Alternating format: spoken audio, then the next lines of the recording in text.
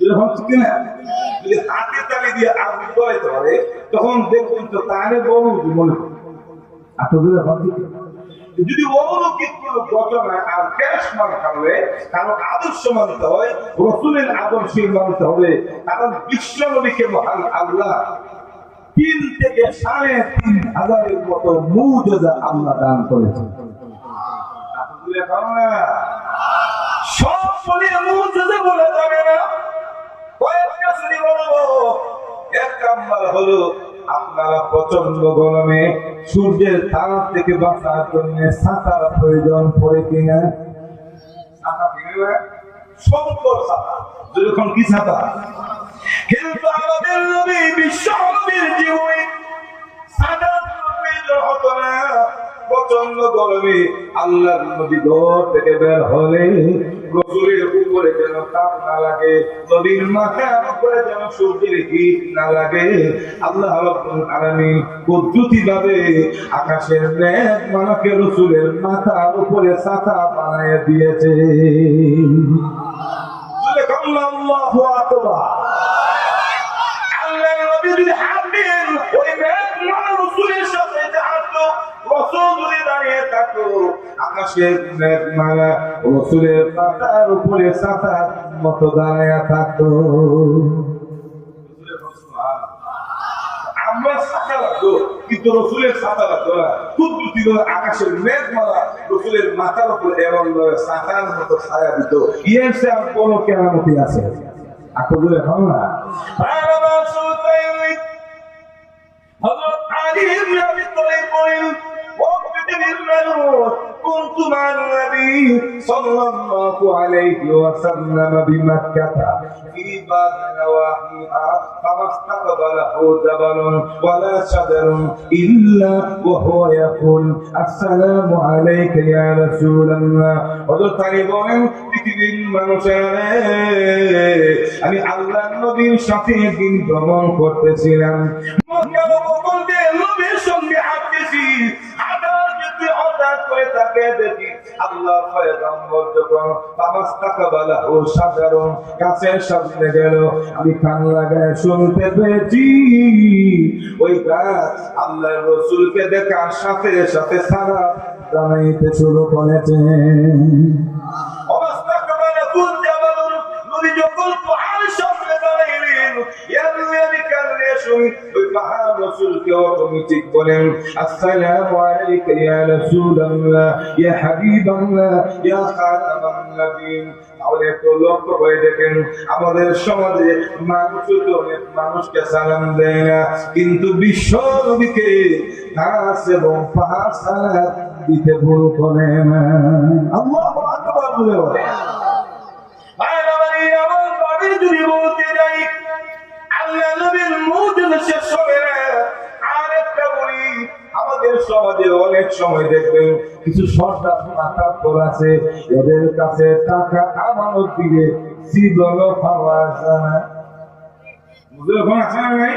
আপনি শুনে নেবেন, রূপা নেবেন, অগ্ন নেবেন, দেশ আনবেন, ইসলাম নেবেন, আর হবেন, এরপরে দাম নেবেন, পিছিবেন। এই সমস্ত ব্যাংকে যদি টাকা রাখেন কোন না কোন সময় টাকা উঠায় আনতে পারবেন, যদি খরচ ঠিক কিনা। কিন্তু এমন কিছু সরকার মাতাব্বর আছে, এদের কাছে টাকা আমানত দিলে এটা ব্যাংকুর বোতল ছেড়ে ব্যাংকে চলে যায়, আর হওয়া না। আছে না নাই? তো এমন একজন মাতাব্বর ছিল মক্কাতে, তার নাম হলো মিস্টার আবু জাহেল। মক্কার সরকার তার কাছে ইহুদি মহিলা টাকা পাইত, এই টাকাগুলি পরিশোধ করতে পারে না, ব্যর্থ হয়ে আল্লাহর রাসূলের কাছে মহিলা এসে বলে, মুহাম্মদ আপনার চাচা আবু জাহেল তার কাছে কিছু টাকা পায়, টাকাগুলি আমাকে দেয় না, এত আদায় করে দেয় না। তো রাসূল কেন আদায় করে? কারণ রাসূলের সাথে আবু জাহেলের ক্ষমতা বেশি, সে তো হইল সন্তান, আর ওই সময় তো মুসলমানের সংখ্যা কম। রসুলের ক্ষমতা কম হতে পারে, মুসলমানের সংখ্যা কম হইতে পারে, কিন্তু রসুলের দয়া মায়া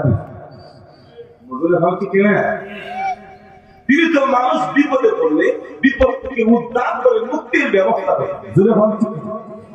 আল্লাহ বলেন وَمَا أَرْسَلْنَاكَ إِلَّا رَحْمَةً لِلْعَالَمِينَ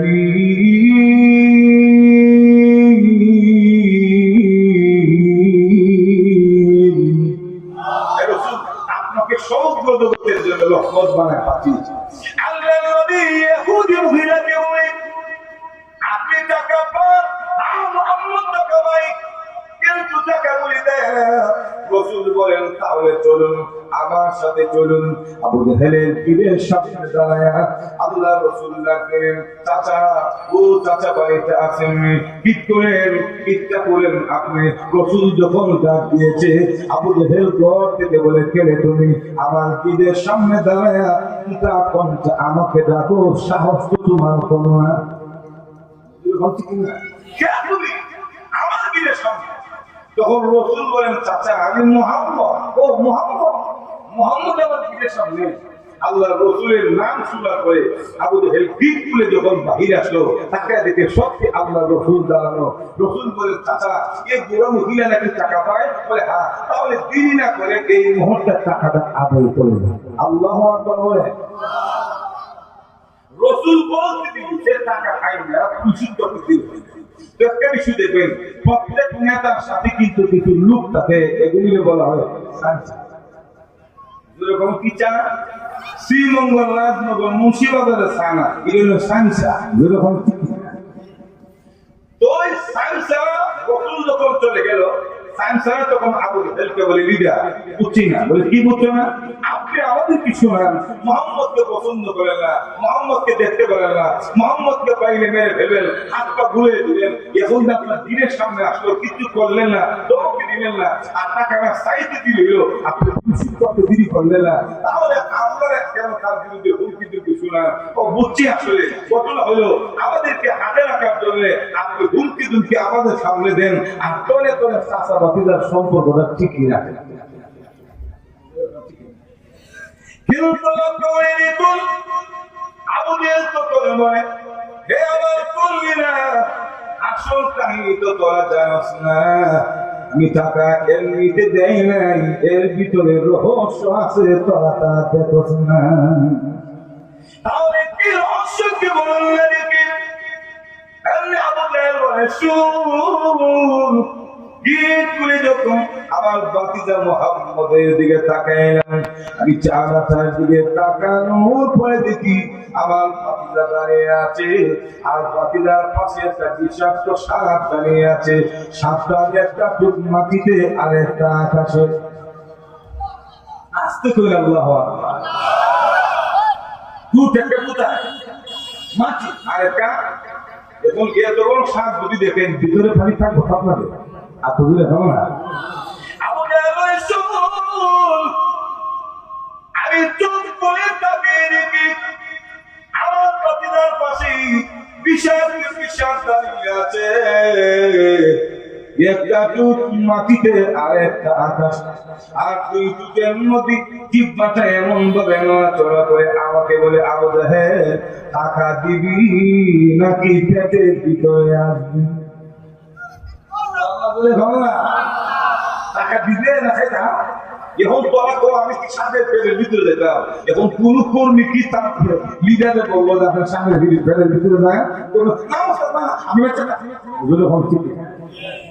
এক নম্বর বর্ণনা, দুই নম্বর বর্ণনা এসেছে আবু জাহেল বলে, শুন, গীত খুলে যখন আমার বাতিজার চারা দিকে তাকাইলাম, আমি চারাটার দিকে নজর দিতে দেরি হয়েছে, আমার অন্তরের মধ্যে কম্পন শুরু হইতে দেরি হয় নাই। আমার ভিতরে যত পানি ছিল সব শুকায় গেছে। এটারে বলা হয় আমসিপা। যেরকম কি চিপা শুরু খবর, আব্বা বাজার থেকে আম আনতেন আর দুধের সাথে মিক্স করে এনে চিপা দিয়ে দেয়। আপনার যেরকম খাইছেন বড় বড় আম, উগলি আম। আর এখন তো আমের অভাব নেই, সুবহানাল্লাহ, কত রঙের আম, নুলাই ল্যাংরা, হাড়ি ভাঙ্গা, ফাতিল ভাঙ্গা, মজুরি হন চিন্তা দেখে না। কিছুদিন পরে বাইরে দেখবেন তো কুলচি ভাঙ্গা দিব, আম একটা দিয়ে দিব, আম চিবা। আব্বা বাজার থেকে বাপর চলে যখন রস করে চিবা দিত, সব রস পানি দুধের সাথে মিক্স হয়ে যেত, বলার মধ্যে কিছু থাকতো না। মজুরি হন ঠিক কিনা? আবু জাহেল বলে, আমি আমার ভাতিজার চারা দিকে তাকাইতে দিই, আমার ভিতরে আম চিবা হইয়া আমার কলিজা শুকাইতে দেরি হয় নাই। জুড়ে বলল আল্লাহু আকবার। এজন্য আল্লাহর নবী বলেন, ফুদ্দিলতু আলাল আমবিয়া বিসিত্তিন أوتيت جوامع الكلم ونصيت باللغة وجعلت للأرض مسجدا أو طهورا الله الرسول উম্মতেরে আল্লাহ রাব্বুল আলামিন আমাকে প্রত্যেক সমস্ত নবী রাসূলের উপরে চৈতাকে গুণান্বিত করে আমাকে সম্মানিত করেছেন মর্যাদাশীল করেছেন আমাকে যে সইটা গুণ দিয়েছেন অন্য কোন নবীকে দেন নাই নূহ নবীকে দেন নাই আদম নবীকে দেন নাই মুসা নবীকে দেন নাই ঈসা নবীকে দেন নাই কোন নবীকে সইকে গুণ আল্লাহ দেননি আমাকে দিয়েছেন সইটা বল কি এগুলি বলার চাই কিন্তু যেইটা আমার উদ্দেশ্য সেটা বলি রাসূল বলেন লুসিল কবির লোক রূপের মাধ্যমে আল্লাহ আমাকে সাহায্য করেছেন রূপ মানে হলো আতঙ্কবাদ আল্লাহ রাসূলের চেহারার মধ্যে যেমন আকর্ষণ ছিল মায়া মহব্বত ছিল মাঝে মধ্যে কাফেরদের জন্য রাসূলের চেহারাটা এমন আতঙ্কিত ছিল নবীর চেহারাটা দেখতে দেরি হতো ভিতরে কলিজা আসিটা দিতে দেরি হতো না সুবহানাল্লাহ আল্লাহু আকবার তো যেই নবী দেখতে কইতেছে বলে যেই রাসূলের পাশে সাপ দাঁড়ায় পাহারা দেয় এর সাপ বড় কেরামতি আছে আর তুই যখন আছে আল্লাহ নবীর সিরাতের কিতাবে এসেছে নবীজির দিন হাঁটতেছিলেন গমন করা অবস্থায় নবীর সঙ্গে একজন সাপুরীর সাক্ষাৎ হয়ে গেল সাপুরী ছিলেন তো সাপুরী বান্দা সাপ দিয়ে যারা খেলা করে আল্লাহ রাসূলকে দেখার পরে সাপুরী নবীকে বলেন মান আনতা তুমি কে গো তোমার পরিচয়টা কি তুমি কোথা থেকে এসেছো তোমার নাম কি আল্লাহ রাসূল বলেন হে সাপুরী আমার পরিচয় আমি দেব না তোমার বক্সের ভেতরে যে সাপ আছে সাপের ধরে পড়ে জিগাও আমার পরিচয় সাপের জবান থেকে পেয়ে যাবে সাপুরি তো বলে কি মাথা ঠিক আছে না কারণ সাপে কথা বলে আপনি কি বলে নেবেন সাপকে তোমার পরিচয় দিবে তখন রাসূল বলেন মাথা ঠিক আছে না নাই বলে জিগায় না সুবহানাল্লাহ সাপুরি মনে মনে ভাবে একটু ট্রাই করে দেখি সাপে তার পরিচয় দিতে পারে কিনা একটু ট্রাই করে একটু পরীক্ষা করে দেখি সাপটি বক্স থেকে সাপ বের করে আল্লাহর রাসূলের পরিচয় জিজ্ঞেস করে আরে সাপ এই লোকটাকে তুমি চিনুনি তার পরিচয় কি তুমি দিতে পারবে কি আল্লাহ বলেন ইচ্ছে করলে সাপের জবান খুলে দেওয়ার শক্তি আছে না নাই আতুরে বলে না আল্লাহ বলেন সাপের জবান খুলে দিয়েছেন সাপে যখন বলে তার পরিচয় তুমি জানোনি কি তার পরিচয় তুমি তার পরিচয় যে একটু বর্ণনা করো তিনি সাপ জবান খুলে বলেন রে নাদান ওয়া মুহাম্মাদুর রাসূলুল্লাহ ওনাকে তুমি চিনো না ওনার পরিচয় সম্পর্কে তুমি জানো না দুনিয়ার কোন সাধারণ মানুষ নয় রে তিনি হলেন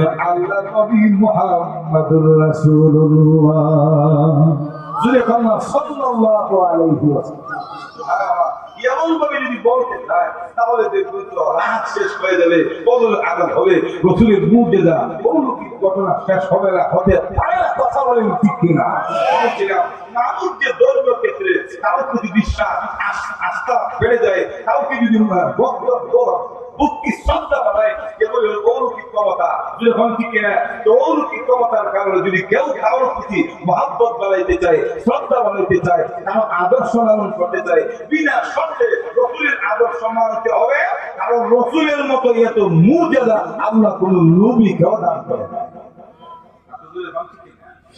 তিন নম্বর ক্ষমতার কারণে যখন কিসের কারণে দেখবেন তো কারো যদি ক্ষমতা থাকে তো এর পেছনে লুকের অভাব নেই আপনি দেখুন একটু সুপারিশ করার জন্য একটু বিপদ আপদ থেকে বাঁচানোর জন্য ক্ষমতার কারণে যদি কেউ কাউকে অনুসরণ করতে হয় রাসূলকে করতে হবে কারণ কিয়ামতের ময়দানে সর্বপ্রথম আমাদের নবী কথা বললেন সর্বপ্রথম আমাদের নবী সুপারিশ করে উম্মতকে জান্নাতে নিয়ে যাবেন এই সময় সব মানুষগুলি নাসি নাসি বলবে আল্লাহ তোমার সাল্লিম বলতে থাকে পয়গম্বরেরা কোনো কথা বলার সুযোগ নেই সাহস নেই কিন্তু কথা বলবেন আর সুপারিশ করে সর্বপ্রথম জান্নাতে নিয়ে যাবেন তিনি হচ্ছেন আমাদের নবী মুহাম্মদুর রাসূলুল্লাহ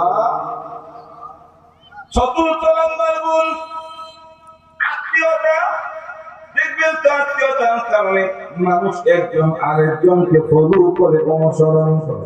নির্বাচনের সময় দেখবেন তো গার্ডেন মানুষ যদি একবার সুর হয়, কিছু মানুষ বলে গার্ডেন সুরওয়ালা আঙ্কেলের ভুট্টা দিস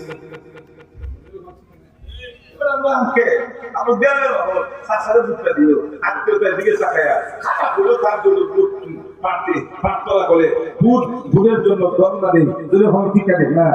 আত্মীয়তার কারণে যদি কেউ কাউকে লিডার বানাইতে হয়, কারো আদর্শ মানতে হয়, সমাজ পরিচালনা করার দায়িত্ব দিতে হয়, কারো নীতি যদি গ্রহণ করতে হয়, রসুলের আদর্শ মানতে হবে। কারণ রসুল আত্মীয়তার দিকটা তিনি হচ্ছেন আমাদের আব্বা, আমরা হলেন তার সন্তান। বাপ ছেলের নিকটতম আত্মীয় হইতে পারে। আত্মীয়তার কারণে যদি কাউকে স্মরণ করেন, কি করতে হবে? এখন যদি বাবা হওয়ার পরে সন্তান বাবার অনুসরণ করে না, তার আদর্শ করে না, এদের সুসন্তান হইতে পারে না। বলেন ঠিক কিনা? চারটে বৈশিষ্ট্যের কারণে একজন আরেকজনের আদর্শ অনুসরণ করে, ঠিক না? তো এই 7 গুণ আমাদের রসুলের মধ্যে আছে। তাই সর্বক্ষেত্রে প্রত্যেকটি কাজ করার শুরুতে রসুলের সিরত, রসুলের আদর্শ, নবীর অনুপম আদর্শকে আমাদের মানতে হবে। কথা বলেন ঠিক কিনা? নবীর আদর্শ ছাড়া যত রকমের ইবাদত বন্দেগী করেন, যত রকমের একটা আদর্শের নামাজ পড়েন, তালিম দেন, যত রকমের মনে করেন ইবাদতের নামে যত আমলি করেন, একটু আল্লাহ দরবারে গ্রহণ হতে পারে। আমি শুনতে পাচ্ছি এলাকার মধ্যে নাকি কিছু মহিলার আছে এমন পারিবারিক গিয়ে মধুর কণ্ঠে সুন্দরভাবে আওয়াজ দিয়ে দেয়া নাকি তালিম করে। আছে না? মহিলাদের চেহারা শরীর যেমন পর্দার অন্তর্ভুক্ত, মহিলাদের কণ্ঠটাও পর্দার অন্তর্ভুক্ত। কথা বলেন ঠিক না? আল্লাহ তাআলা পবিত্র কোরআনে বলছেন, ইয়া আইয়ুহান নাবিয়্যু, হে রাসূল, আপনি আপনার স্ত্রীদেরকে বলেন যে ইত্তাকাইতুন্না ফালা তাখদানা বিল কাউল ফায়াতুবা আল্লাযী ফি কলবিহি মারাদ। এই আয়াতের তাফসীর তুলে দেখতে বলেন যে আল্লাহ রাব্বুল আলামিন রাসূলকে বলছেন যে হে রাসূল, আপনি আপনার স্ত্রীদেরকে বলেন, স্ত্রীদেরকে যদিও পরোক্ষভাবে বলেছেন কিন্তু প্রত্যক্ষভাবে সমস্ত মুসলিম নারীরা এর অন্তর্ভুক্ত। বলে কি? তারা যেন পুরুষের সামনে মধুর কণ্ঠে, মিষ্টি কণ্ঠে যেন কথা না বলে। কেন? কারণ নারীর কণ্ঠের মধ্যে আকর্ষণ আছে। এই আকর্ষণীয় কণ্ঠ যদি কেউ শুনে, ফায়াতুবা আল্লাযী ফি কলবিহি মারাদ, অনেক মানুষের অন্তর বানানা ভিতরে রোগ আছে, ওই রোগাক্রান্ত মানুষগুলি তাই নিয়ে বিভিন্ন ধরনের জল্পনা করবে। এজন্য কণ্ঠের ক্ষেত্রে, মানুষের সঙ্গে কথা বলার ক্ষেত্রে তারা যেন নমনীয় কণ্ঠে মধুর আওয়াজে কথা না বলে। তাহলে এখানে কণ্ঠের ক্ষেত্রে, আওয়াজের ক্ষেত্রে, জবানের ক্ষেত্রে একটা সৃষ্টির বিধান আল্লাহ দিছে না? নারীর কণ্ঠটা এটা সৌতুল মারআতি আওরাতুন, মহিলাদের কণ্ঠ এটা একটা সতর। তাই যেখানে হোক তালিমের জন্য যদি প্রয়োজন হয়, অন্তত বাহিরে আওয়াজ যায়, বেগানা পুরুষরা শুনে এমন আওয়াজ দেওয়া তালিম করার কোন সুযোগ কথা কিনাম না দাদা আছে। আপনাদের বলেন ক্লিয়ার তো? এজন্য বলছিলাম প্রত্যেকটি কাজ করতে হবে রসুলের আদর্শ, নবীর তরিকা অনুযায়ী। এখন আমরা যদি সবগুলি কাজ রসুলের আদর্শ মতো করি, আমরা ভাবতে হবে। আল্লাহ রাব্বুল আলামিন বলেন, তুই জানা বল যখন করতে এক নম্বর ইউহিবিকুমুল্লাহ,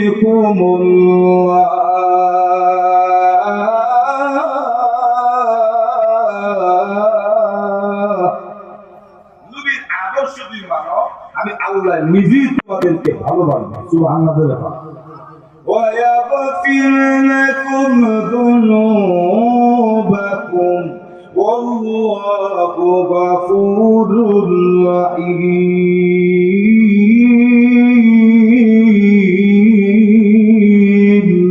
আল্লাহ রাব্বুল আলামিন বলেন, এই পৃথিবীর মানুষ আমার নবীর তরিকা মতো যদি চলো, আমি আল্লাহ তোমাদের তামাম জিন্দেগীর গুনাহ মাফ করে দেব। এখন আপনারা বলেন, কোন দেশের রাষ্ট্রপ্রধান যদি কাউকে ভালোবাসে, এই লোকের কোনো ভয় আছে? আপনাদের ভয় আছে? একটা রাষ্ট্রপ্রধান যদি কাউকে ভালোবাসে, ভয় না থাকে, পৃথিবীর মালিক যদি কাউকে ভালোবাসে, তারও তো দুনিয়া আখিরাতে কোনো ভয় থাকবে না, থাকার কষ্টই আসে না। কথা বলেন। দুই নাম্বার, আমাদের সমাজে কোন মানুষের দোষ অন্যায় যদি না থাকে, এই দেশের সত্যিকার যারা প্রশাসনের দায়িত্বে আছে, কোন পুলিশ অন্যায় ছাড়া কোন লোককে আসামি বানাইতে পারে? আপনাদের বলেন বানাইতে পারে না। দোষ ছাড়া কোন পুলিশ কাউকে ধরে না, ধরতে পারে না, ধরবে না। ঠিক তেমনি ভাবে আল্লাহ রাব্বুল আলামিন বলেন, আমার রাসূলের আদর্শ যদি তোমরা মানো, আমি আল্লাহ তোমাদের তামাম জিন্দেগি গুনাহ মাফ করে দিব। সুতরাং যে ব্যক্তির গুনাহই থাকবে না, মরার পরে জাহান্নামের পুলিশ তাকে গ্রেফতার করবে না। তাই দুনিয়া আখিরাতের কল্যাণ এবং শান্তি কামনার লক্ষ্যে, আল্লাহ রাব্বুল আলামিনের সন্তুষ্টি হাসিল করার লক্ষ্যে, জাহান্নাম থেকে মুক্তি পাওয়ার জন্য, জান্নাতের মালিক হওয়ার জন্য রাসূলের আদর্শের কোনো বিকল্প নাই। সব ক্ষেত্রে আমরা রাসূলের সুন্নাহ, রাসূলের আদর্শ মতে যেন আল্লাহ রাব্বুল আলামিন আমাদেরকে চলার তৌফিক দান করেন। সকলে বলুন আমিন। ওয়া আখিরু দাওয়ানা আলহামদুলিল্লাহি রাব্বিল আলামিন। ربنا ظلمنا أنفسنا وإن لم تغفر لنا وترحمنا لنكونن من الخاسرين رب ارحمهما كما ربياني صغيرا يا رب العالمين আমার জিন্দেগির গুনাহগুলি স্মরণ করে আলেম ওলামা তিনি সাদা জীবন মুরব্বিদেরকে আল্লাহ এলাকার নওজওয়ান তরুণ যুবক ভাইদের তিনি হাত বানিয়েছি। আমার আব্বার বয়সের পুরা পুরা মুরব্বিদের তিনি হাত বানিয়েছি। ইয়া রাব্বাল আলামিন অনেক মা বোনদের তিনি হাত বানিয়েছি। মেহেরবানি করে আজকে মুনাজাত কবুল করে নাও। আল্লাহ তাআলা আজকের মাহফিলের ব্যবস্থা যারা করেছেন, শোনার জন্য যারা এসেছেন, টাকা পয়সা দিয়ে যারা সহযোগিতা করেছেন, সবাইকে মাফ করে দাও। আল্লাহ এলাকার মধ্যে তুমি খাইর বরকত নাযিল করো। এলাকার মাটির নিচে যত মুমিন মুসলমান শাহিদ আছে, সকলের কবরের আযাব বন্ধ করে দাও। আল্লাহ আমাদের আত্মীয়স্বজন এলাকার প্রবাসী যারা বিদেশের বাড়িতে আছে, সকলের জান মালের নিরাপত্তা ফয়সালা করে দাও। ইয়া রাব্বাল আলামিন মুহাম্মদ মুবারকের আব্বা দুনিয়া থেকে বিদায় হয়ে গেছে, আল্লাহ ওনাকে মাফ করে দাও। ওনার কবরকে তুমি জান্নাতের টুকরা বানায়া দাও। ওনার ফ্যামিলির সদস্যদেরকে সবরে জামিল ইফতার করার তৌফিক দাও। হে আল্লাহ আমাদের ফ্যামিলিগুলিকে নামাজি দিলদার বানায়া দাও। আমাদের স্বামী স্ত্রীর মহব্বত বানায়া দাও। আল্লাহ সন্তানহীনা মা বোনদেরকে সন্তানদের কুলিজাত করে দাও। অবিবাহিত বোনদের বিবাহের ব্যবস্থা করে দাও। ইয়া রাব্বাল আলামিন আমাদের হাত বানিয়েছি, আমাদের সবাইকে মক্কা মদিনা জিয়ারত নসিব করে দাও। ইয়া রাব্বাল আলামিন প্রভু কিয়ামতের কঠিন ময়দানে আজকের মাহফিলকে তুমি নাজাতের উসিলা বানাইন। ইয়া আল্লাহ রব্বুল আলামিন তুমি আমাদেরকে যদি মাফ না করো, কোথায় যাব, কার কাছে যাব? জীবনের শুরু থেকে যতগুলি পাপ করেছি সবগুলিকে গাঁথনি বেঁধে হাজির হয়ে গেছে। আল্লাহ তাআলা দিন তুমি তারায় দিনে যাওয়ার মতো জায়গা থাকে। হে প্রভু দুনিয়ার আশাবিরা এমপি নিম্ন আদালত থেকে যদি জামিন না পাই, উচ্চ আদালতে যাই, যাওয়ার জায়গা পাই, সুযোগ পাই, কিন্তু তুমি তারায় দিলে আমাদের তো যাওয়ার জায়গা নেই। কোথায় যাব, কার কাছে যাব? আমাদের তো দ্বিতীয় কোনো আল্লাহ নাই। তুমি আমাদের মালিক, তুমি আমাদের রব। তাই তারায়া দিও না, মেহেরবানি করে আজকে মুনাজাত কবুল করে আমাদের সকলের জিন্দেগির গুনাহ মাফ করে দাও। তুমি দিলে কে দিলে তারাইয়া, কোথায় যাব ফিরে আসবো করিয়া দরিয়া, কোথায় যাব ফিরে আসবো করিয়া দরিয়া। ইয়া রাব্বাল আলামিন এই গ্রামের মসজিদ মাদ্রাসাগুলিকে তুমি হেফাজত করো। আল্লাহ আমাদের আকাবির আস্তাদা দুনিয়াতে নাই, সকলের দারাজাত পূর্ণ করে দাও। ইয়া রাব্বাল আলামিন আলামিন এই দেশের সার্বভৌমত্বকে তুমি হেফাজত করো, মুসলমান এবং এই মাটিকে তুমি ইসলামের জন্য কবুল করে নাও। আল্লাহ প্রতিটি নাগরিককে সাম্প্রদায়িক সম্প্রীতি বজায় রেখে চলার তৌফিক দাও। وصلى الله تعالى على خير خلقه محمد وآله وأصحابه أجمعين، وجعل آخر كلامنا عند سكرات الموت بقول لا إله إلا الله محمد رسول الله.